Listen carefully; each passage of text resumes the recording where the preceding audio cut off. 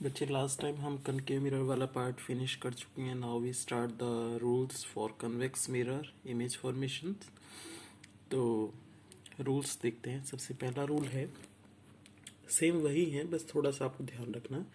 उसमें actually maids आप word use करते थे, यहाँ अपीयर्स टू डाइवर्ज इस तरीके से यूज़ करोगे।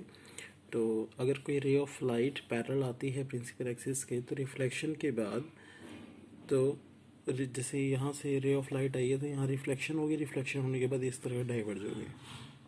Convex mirror is known as diverging mirror ना, तो डाइवर्ज हो गए। लेकिन अगर आप देखेंगे तो आपको बैकवर्ड डायरेक्शन में एक्सटेंड करने पर ये फोकस से निकलती हुई दिखाई देगी। ठीक है, means appears to pass through the principal focus. यहाँ से रे ऑफ लाइट आई, ठीक है, आपको कैसा लगेगा, appears to pass through the focus, और यहाँ से डाइवर्ज हो जाएगी। ठीक है, इसको बनाने का तरीका क्या है, पहले आप प्रिंसिपल एक्सिस के पैरेलल बनाइए।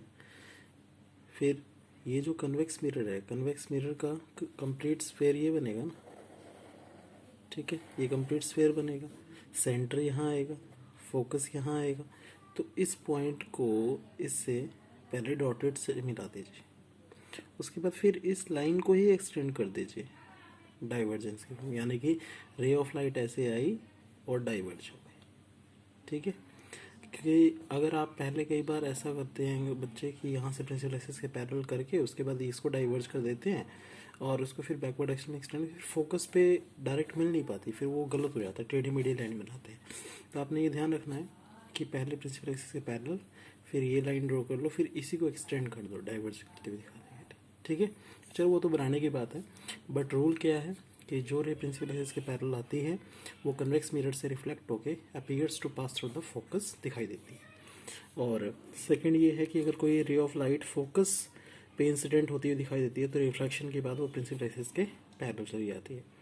ठीक है, ये देखो फोकस पे इंसिडेंट होती दिखाई दे रही है ना, कि फोकस ये रहा, फोकस पे इंसिडेंट होती दिखाई दे रही है, लेकिन यहाँ तो रिफ्लेक्शन हो जाएगी मिरर पे आते ही। तो मिरर पे आते ही रिफ्लेक्शन होने के बाद प्रिंसिपल एक्सिस के पैरेलल चली जाएगी। तो यहाँ वर्चुअल सब कुछ है, सब कुछ वर्चुअल है। उसके बाद ये कन्वेक्स मिरर में अगर कोई ray of light centre of curvature पे इंसिडेंट होती दिखाई देती है तो रिफ्लेक्शन के बाद उसी पाथ में वापस चली जाती है। अगर कोई रे ऑफ लाइट पोल पर इंसिडेंट होती है तो उतना ही एंगल बनाकर प्रिंसिपल एक्सिस के साथ ये रिफ्लेक्ट हो जाएगी। ठीक है, तो ये तो सारे रूल्स आपने उसमें भी पढ़े थे, सेम वही हैं, बस वहाँ पर एक्चुअली मेट्स, यहाँ अपीयर्स टू डाइवर्ज। ठीक है, अब हम इनके वजह ये ध्यान रखना बच्चे, कन्वेक्स मिरर हमेशा वर्चुअल और इरेक्ट इमेज बनाएगा, वर्चुअल एंड इरेक्ट। ठीक है, तो वर्चुअल एंड इरेक्ट में सबसे पहले एक जो इमेज फॉर्मेशन केस है वो मैं आपको बता देता हूँ। जैसे ये कन्वेक्स मिरर है और ये सेंटर ऑफ कर्वेचर, ये फोकस। ठीक है, ऑब्जेक्ट इन्फिनिटी पे है, इन्फिनिटी पे है, इसका मतलब पैरेलल रेज आएंगी। तो ये देखो पैरेलल रेज आ रही हैं, ऑब्जेक्ट इन्फिनिटी पे है। ठीक है, उसके बाद ये सारी पैरेलल रेज जो आ रही है रिफ्लेक्शन के बाद डाइवर्ज होंगी, लेकिन किस पॉइंट से आती हुई दिखाई देगी, फोकस से। तो इसको बैकवर्ड डायरेक्शन में एक्सटेंड करोगे तो फोकस पॉइंट पर आके मिलती है ना। तो फोकस पर हम ये देखेंगे कि ये जितनी भी रेज हैं ये डाइवर्ज हुई हैं, लेकिन फोकस से डाइवर्ज हुई हैं, appears to diverge from focus. तो इमेज कहाँ बनी, फोकस पर।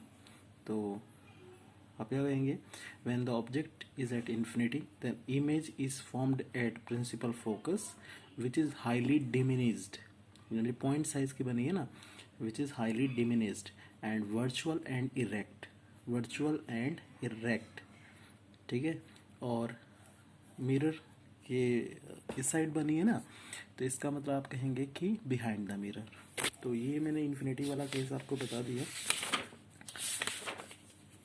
तो आप देख सकते हैं यहाँ पर एक नोटेशन लिखी हुई है, position of the object infinity, position of the image at the focus F behind the mirror, size of the image highly diminished point size, और नेचर ऑफ इमेज क्या है, वर्चुअल एंड इरेक्ट। अब एक next और भी रह गया, between infinity and pole of the mirror. अगर पोल और इन्फिनिटी के बीच में ऑब्जेक्ट रखा हुआ है तब क्या होगा, तो यहाँ देखते हैं। अगर पोल और इन्फिनिटी के बीच में ऑब्जेक्ट है, इन्फिनिटी का मतलब दूर, तो पोल और इन्फिनिटी के बीच में कोई ऑब्जेक्ट अगर रखा हुआ है तो जो रे प्रिंसिपल एक्सिस के पैरेलल आएगी वो हमें फोकस से डाइवर्ज होती दिखाई देगी, तो फोकस से डाइवर्ज होती दिखाई दे रही है। अगर बैकवर्ड डायरेक्शन में एक्सटेंड करो तो ये फोकस पर मिलेगी ये रे, ठीक है। और जो रे सेंटर ऑफ कर्वेचर से पास होती है वो उसी पाथ में वापस चली जाती है। तो सेंटर ऑफ कर्वेचर से देखो, इसको आगे एक्सटेंड किया, सेंटर ऑफ कर्वेचर से मिल रही है ना, तो उसी पाथ में वापस चली जाएगी। तो ये जहाँ पर इंसिडेंट हुई हैं वहाँ पर इमेज बनेगी। देखो बहुत ही स्मॉल इमेज आपको दिखाई दे रही होगी, ठीक है। तो छोटी सी इमेज यहाँ बनी है। तो आप वर्ड यूज़ करेंगे डिमिनिस्ड, हाईली डिमिनिस्ड नहीं, डिमिनिस्ड, ठीक है।